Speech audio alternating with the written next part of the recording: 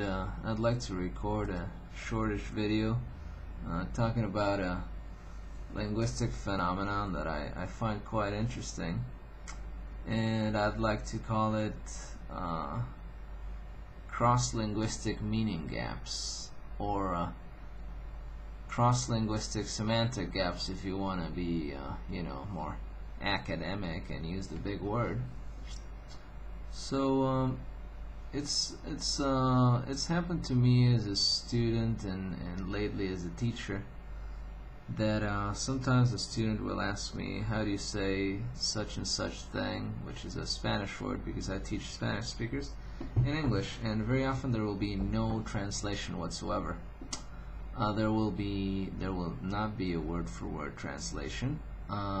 Maybe there will be something similar, but misleading because it will be used in a different context or mean a slightly different thing, have this or that connotation, and it doesn't really work. There's no real translation. You can't just get it into your brain like and make your brain into turn your brain into a machine translation software, and if you do, you will run into trouble because you will say something slightly different from what you were trying to say. Now, a good example of this cross-linguistic meaning gap or lexical gap is okay, now this right here, the way I style my facial hair, this type of beard or facial hairstyle, there's a specific name for this in Spanish. We call it barba candado or just candado, which happens to be the word for lock because it looks like a lock. You have a square part here and then this thing that goes over your mustache. So we call it candado. Now in English there's no real word-for-word translation because you would call it goatee, but you would also call it goatee. You would also call it a goatee if I did not have a mustache. And yeah, a goatee could be any kind of similar hair, facial hair styling. It could be with the mustache, without the mustache.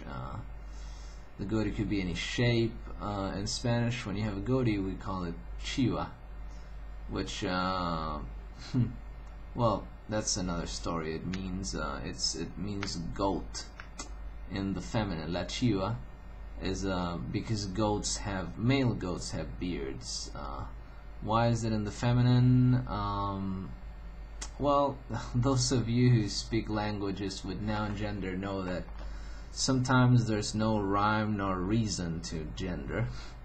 But I guess they call it la chiva because of an analogy with la barba. But anyway, there's this gap from English to Spanish, and another gap from English to Spanish. And I will ask you guys to excuse my French, but this is really the best example I have. There is a very well-known song by Dr. Dre that talks about women of, well, I guess women of loose morals, if you will. And the title of the song is "Bitches Ain't Shit But Hoes and Tricks."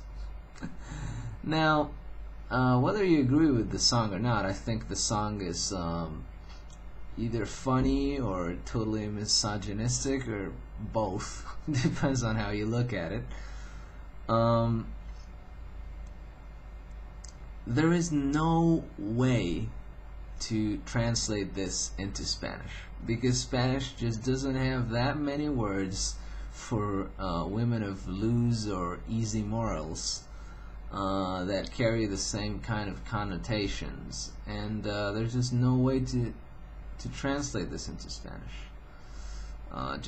It doesn't work. So I'd like to hear what you think, what cross linguistic meaning gaps or word gaps, lexical gaps, whatever you want to call it, you've found in your study of foreign languages, either going from your native language or from other languages you know to the new language or vice versa.